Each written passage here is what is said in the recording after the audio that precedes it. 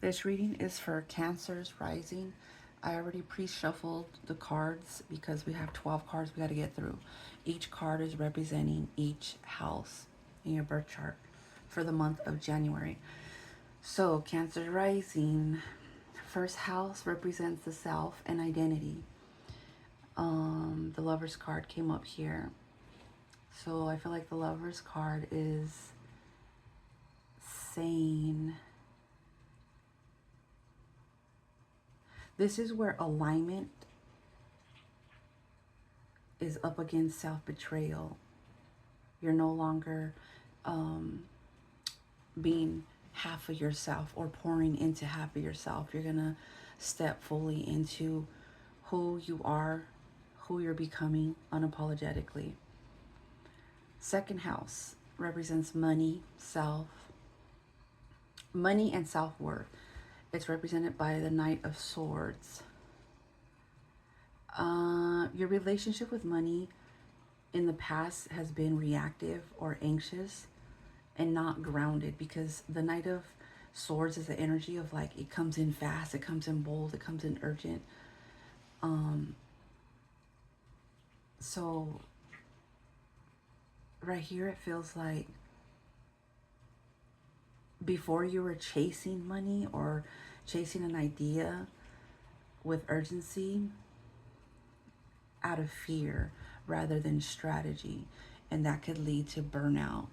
So try to keep an eye on that. Third house is represented by communication and the mind, represented by Seven of Wands. You're mentally defensive and guarded. um, Seven of Wands is always this energy of feeling like you need to over explain or justify your truth, um, even if people don't ask. Don't overshare. Just, you know, sometimes people don't need to know all your thoughts or all your opinions or all your ideas or what your next move is going to be. Okay. Fourth house is home and emotional foundation, represented by the Nine of Cups. This feels like an energy of you finally have what you wished for, but it's almost like you're still like in this disbelief that it actually happened. So it's almost like you're not fully allowing yourself to enjoy it. And I'm asking you to enjoy it. Be proud of yourself. Soak it in. Fifth house is joy, romance, and creativity, represented by the Ace of Pentacles. Ace of Pentacles is the energy of solid, real, it's tangible.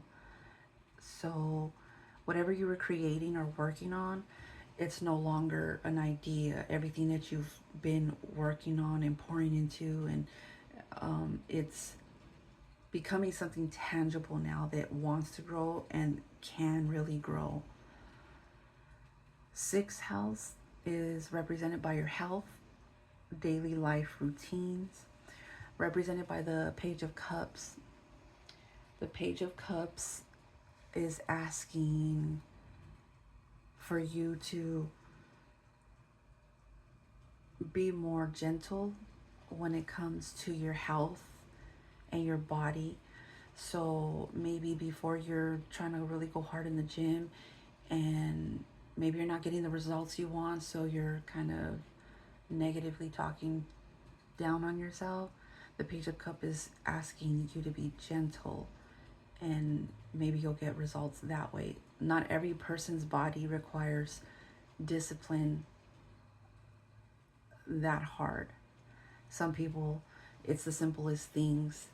It's even meditating and just being in a relaxed state, um, that helps them drop the weight. Seventh house is relationships, not just romantic. It could be business relationships or platonic relationships. Followed by the Eight of Cups. The Eight of Cups is an energy of being emotionally unfulfilled. So it's wanting to walk away from a certain situation.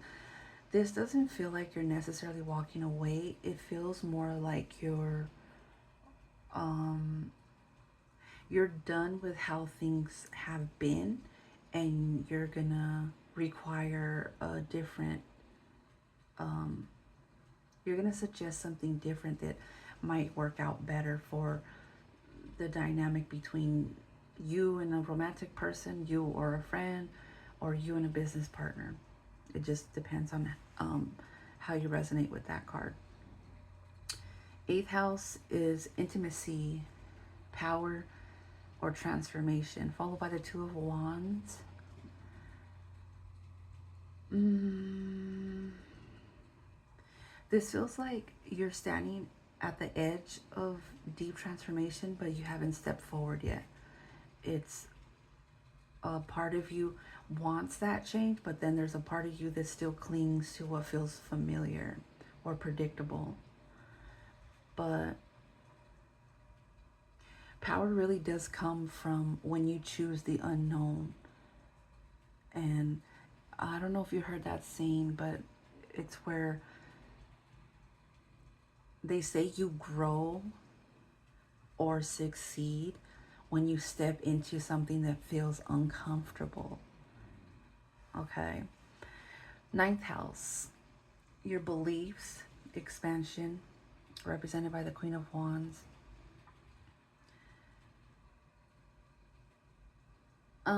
The Queen of Wands is an energy of being unapologetically confident, and it's just hard to unnotice a Queen of Wands. So right here, you have to step into your Queen of Wands energy. You have to stop watering yourself down because it makes people feel uncomfortable, okay? You have to stop dimming your own light because somebody else wants to shine brighter than you. Just be who you naturally are, okay? 10th house is represented by career, reputation, and it's represented by the Six of Wands. This one I feel like goes with the previous card because the Six of Wands is public recognition. It's this certain image that you poured into creating for yourself, and you have so much pride in it because you've been building it, you've been pouring into it, and now you're going to be seen as what you've built your image to be.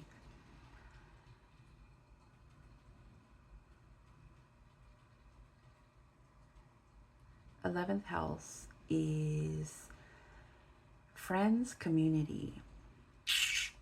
It's represented by the Ace of Swords. Some sort of truth is going to be coming through your social networking or your inner circle. Someone speaks very honestly, or maybe you speak very honestly, but it's going to cut away illusions. Some connections won't survive because not everybody wants honesty and transparency, but that's fine because that's just, this will be how you filter things that no longer align with you. And last card is 12th house, the subconscious and karma, and it's represented by the Tower card.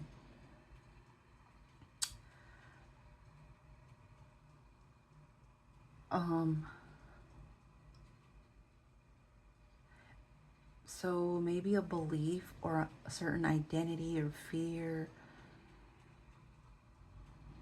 that maybe before made you feel safe is no longer viable. Like it has to come to a collapse in order for you to get to the next stage of your life. Like, but don't look at it as punishment. This is more of like something needs to like give in order for you to move forward, stronger, better, more resilient.